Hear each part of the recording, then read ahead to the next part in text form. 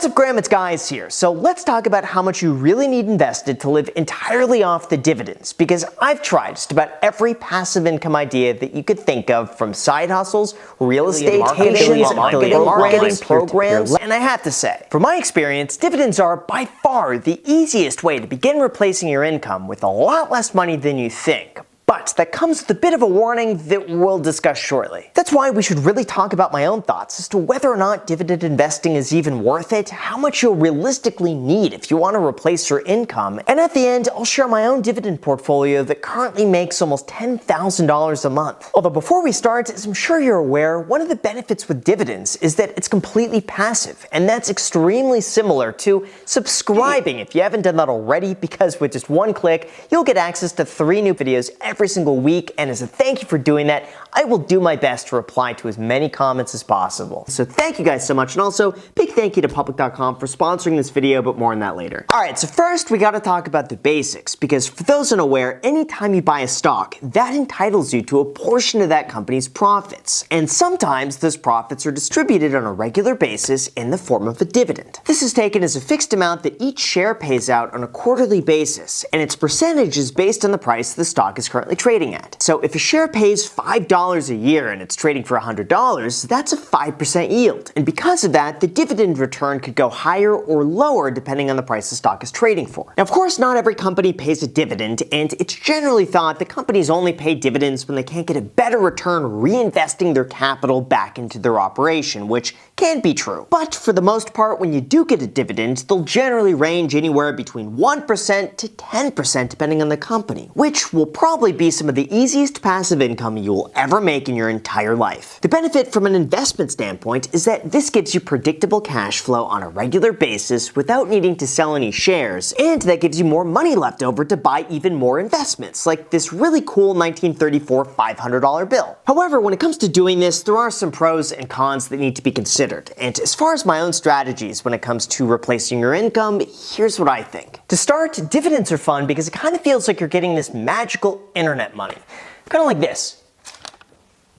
Alright, I'll leave the magic to the experts. In the big picture though, on a positive side, I like dividends because they're somewhat insulated from the market. Like we've all seen throughout the last year, the market could be a mess, but dividends are a lot more predictable. For the most part, you know you're going to get the exact same dividend payment in the exact same amount, whether the stock price trades for $20 or $40. And for someone expecting consistent cash flow, that helps smooth out the fluctuations in the market. Second, dividend payments are also a lot less volatile than stock prices. For example, the Simply Safe Dividends blog pointed out that from 1900 through 2018, dividend payments remained fairly constant with an average variance of plus or minus 10% during market downturns. When you compare that to something like the S&P 500, you'll quickly see that there's a lot more volatility, and for someone expecting consistent cash flow, that goes a long way. It also helps that dividend companies tend to be a lot larger, more mature, and prioritize stability. So you'd be holding on to companies who've been around a lot longer than Peloton. Third, throughout recessions, dividend payments could sometimes increase. As the Simply Safe Dividends blog pointed out, in 3 of the above recessions, dividends paid to investors actually increased, including a 46% jump during the first recession following World War II. Now, even though such an increase doesn't happen every time, the average dividend cut is just a mere 0.5% compared to the stock market's average decline of 32%. Fourth, dividend stocks have also been shown to provide a comparable return to that of the overall market. In fact, Fidelity found that dividends accounted for 54% of market returns during times when inflation was above 5%, which means even though they're not the stocks that go up the most during a bull market, they also don't decline the most during a crash. And fifth, depending on your tax bracket, dividends could be taxed at a much lower rate. For instance, if you receive what's called a qualified dividend, you'll have to pay no tax on that profit whatsoever if you're single making under $41,000 a year or married making less than $83,000 a year. Even above that amount, certain dividends will be taxed as long-term capital gains, which is significantly less than what you'd have to pay as ordinary income. But there's also a few significant downsides that come with the territory, like number 1, dividends are not guaranteed. Even though companies generally try to avoid cutting or reducing dividends, it does happen. And because dividends are generally a reflection of the company's profits, in the event of a downturn, they may choose to turn the money printer off until conditions improve. Second, dividend payments mean nothing when the company itself declines in value. In this case, earning a 5% dividend could actually lose you money when the stock price declines something like 30%. And this is an example that happens all the time. Just take a look at 3M, who currently pays a 5.6% dividend, but they've lost more than 55% in value throughout the last 5 years from an ongoing lawsuit. Now sure, of course, there's a chance the stock price recovers while you sit back and collect all the extra cash flow, but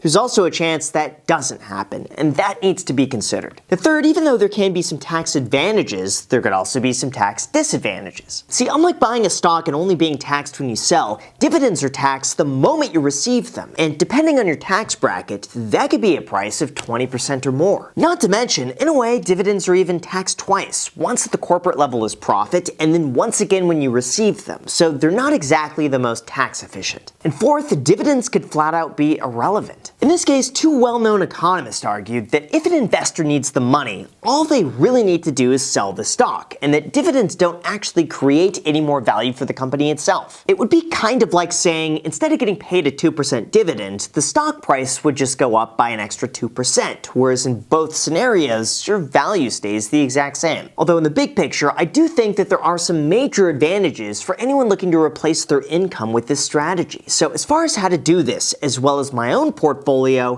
here's what you need to know. Although before we go into that, when it comes to investing, it's important to have as much information at your disposal as possible. Even for myself, I'll spend hours combing through the most obscure reports just to find a few new details to take into consideration. That's why it's crucial that you use a platform that gives you access to all the tools and information that you need to make informed investment decisions, like our sponsor, Public.com. For those unaware, Public is the only investment platform that allows you to buy, hold, or sell a wide variety of options all in one place, from stocks, ETFs, fractionalized alternative investments, fine art, collectibles, and even treasuries, which gives you the opportunity to earn a fixed return at competitive rates. This means that Public could be a one-stop shop to build a well-diversified portfolio within a platform that doesn't sell your trades to market makers like some of the other investment apps do. They also have features that allow you to research almost anything that you want, like tracking how many vehicles of a specific model Tesla's delivered this quarter, Disney's latest subscriber growth, or Amazon's latest revenue breakdown by segment. They also have great customer support, so if you ever have any questions, comments, or need assistance, you're able to connect with real people quickly and easily from right within the app. Not to mention, they're free to download, they got a very simple, easy-to-use interface, and best of all, if you sign up and make a deposit with the code GRAHAM, you could get a free stock slice worth all the way up to $300 when you use the link in the description or go to public.com/Graham. Feel free to check out all of the details down below, and now with that said, let's get back to the video. Alright, now in terms of my own dividend portion of my own portfolio, I currently receive almost $10,000 a month through 5 main sources. The first and largest is from a broad US market ETF,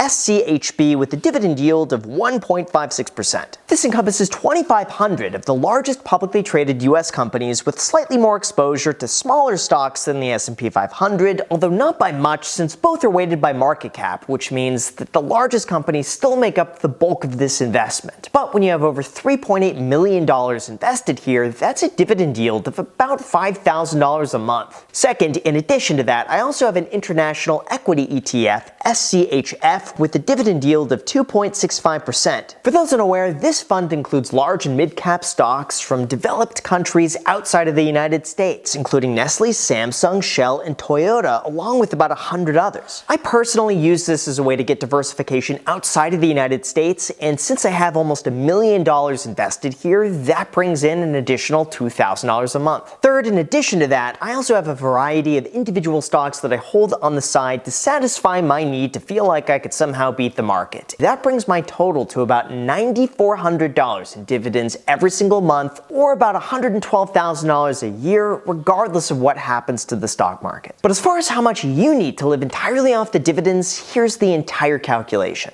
To begin, it all comes down to how much do you need? After all, the person living in a luxury high-rise penthouse in New York City is going to live a much different lifestyle than someone who prefers to live off the grid in a tiny home in Montana. So it would depend on what your expenses are. But since the average retiree spends $50,000 a year, we'll go with that as our baseline. The second, when it comes to dividends, you don't necessarily want to go for the stock that just pays the highest yield. After all, you want consistency, and that's what brings us to the holy grail of passive income, Dividend aristocrats. This is a group of 65 S&P 500 companies with more than 25 years of consecutive dividend increases and selected based on their size, growth, and ability to continue increasing their payouts. In fact, throughout the last 20 years, there have only ever been 2 years of negative growth, once in 2008 and another in 2018. Beyond that, dividend aristocrats have continued growing above and beyond the average because of their consistency. On top of that, a good portion of these companies actually outperformed the market throughout recessions, and even though they can certainly decline alongside with everything else,